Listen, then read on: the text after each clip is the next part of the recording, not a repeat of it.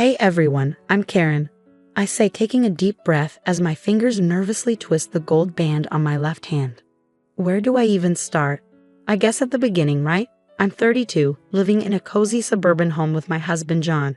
From the outside, we probably seem like the perfect couple, hosting barbecues, snuggling up for movie nights, and taking the occasional vacation.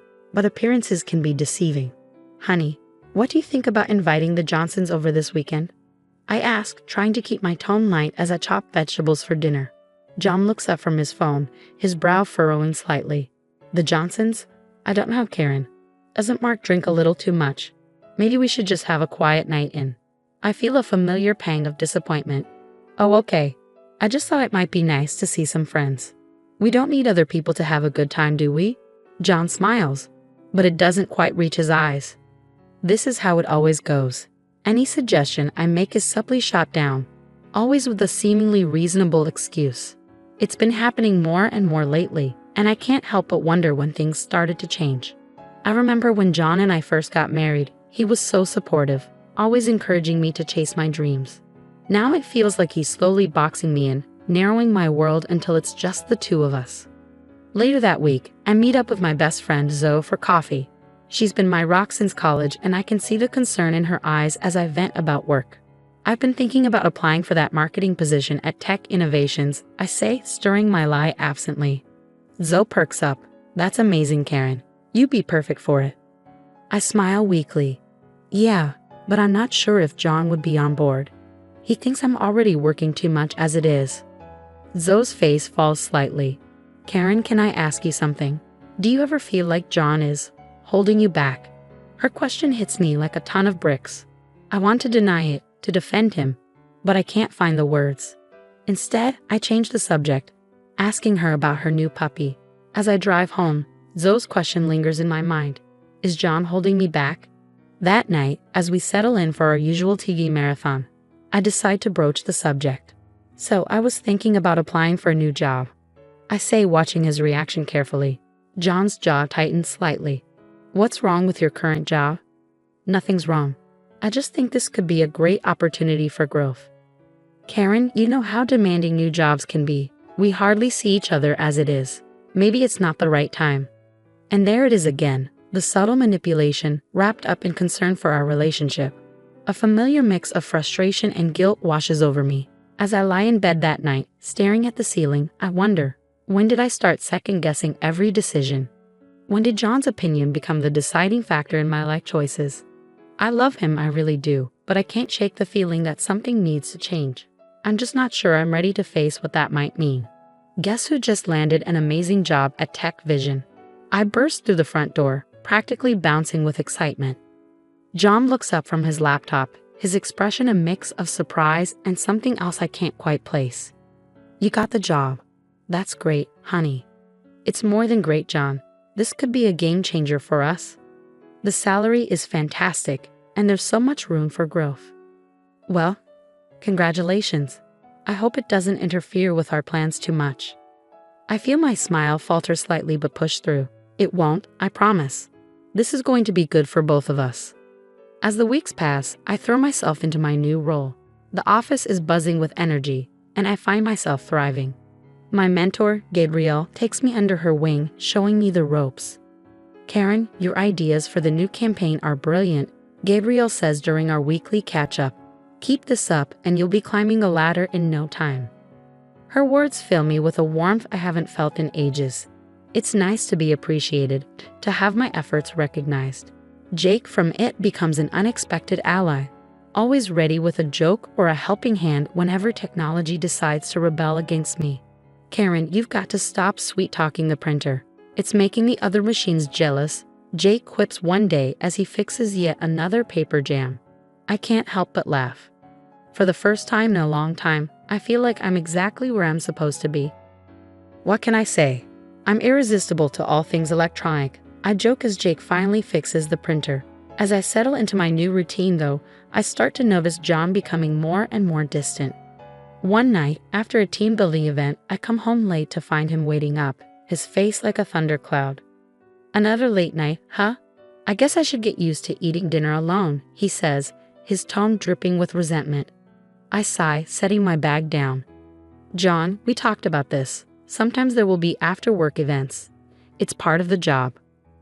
Part of the job, right? And I suppose that guy hanging around you is just part of the job too. His voice sharpens and I feel a flash of anger.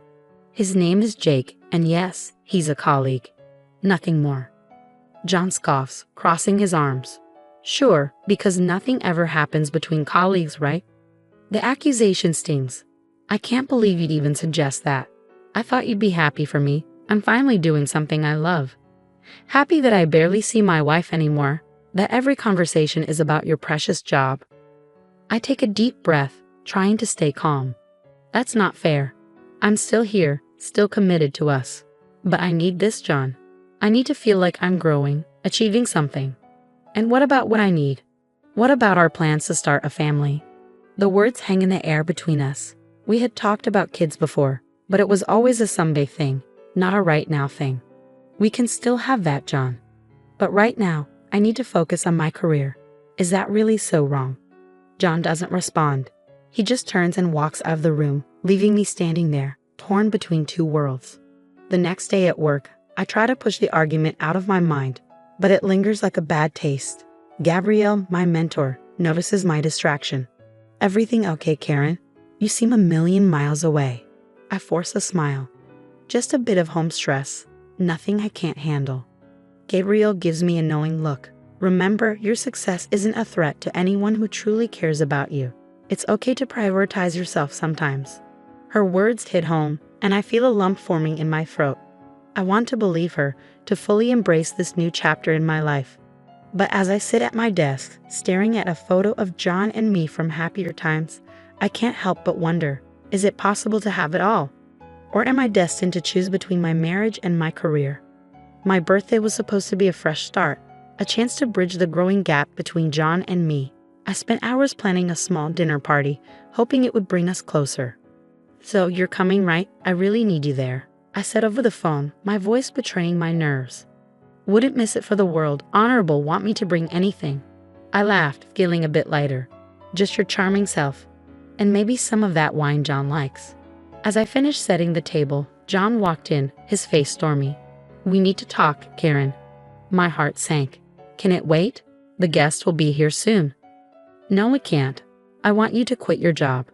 I froze, nearly dropping a plate. Quit? John, what are you talking about? You're never home.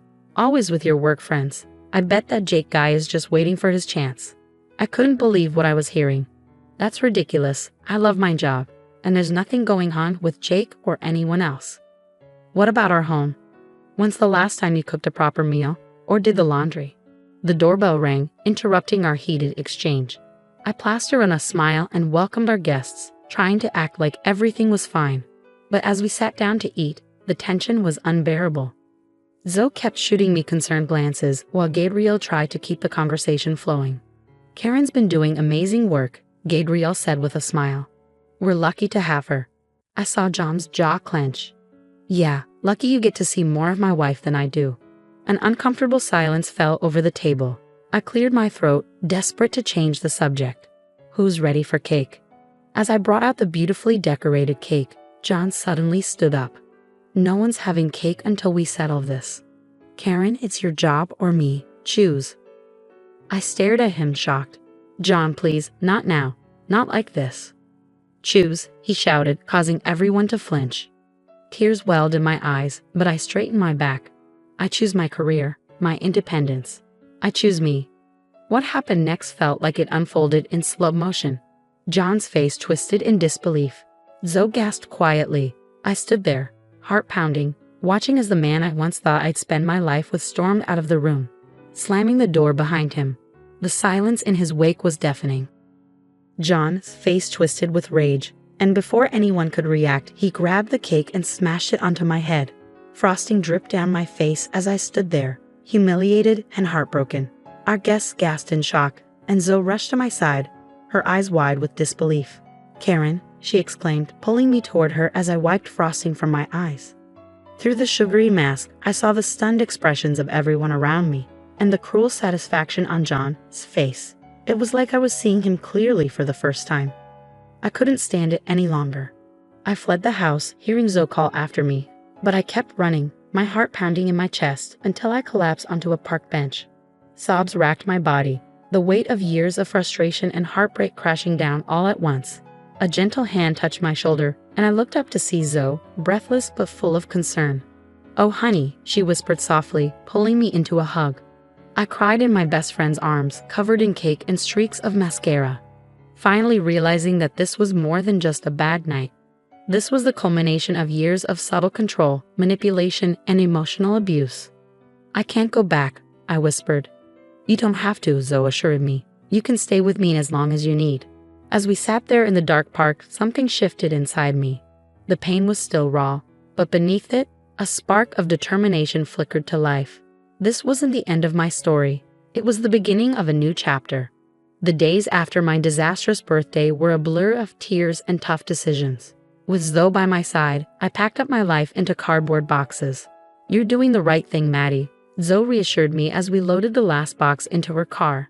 I nodded, taking one final look at the house I once called home. "I know, it's just hard." At work, I threw myself into projects, finding comfort in the support of my colleagues. One day, Gabrielle pulled me aside, her face serious. "Karen, John's been calling the office, making accusations." My heart sank. "What kind of accusations?" "Nothing we believe." "Honey, we've got your back." True to her word, the company stood by me, and as John's lies fell apart, I began to find my footing again. I thrived in my work, my confidence growing as I rebuilt the pieces of my life. News of John trickled in over time. He had lost his job, alienated his friends. Then, one evening, I received a call from a mutual acquaintance. "Karen, thought you should know, John's been arrested for a DUI." I felt a complex mix of emotions, sadness, relief, a twinge of guilt, but mostly, I felt free. Later that night, I sat on Zoe's balcony, looking out at the city lights. I thought about the woman I was a year ago, trapped in a toxic marriage, and the woman I had become, strong, independent, surrounded by genuine love and support. My journey hadn't been easy, but it had led me here, to a life full of possibilities. As I sipped my tea, I made a silent promise to myself, to never again dim my light for anyone, and to always choose my own happiness. The future stretched out before me, bright and full of promise, and for the first time in a long time, I couldn't wait to see what it held. That's the end of my story.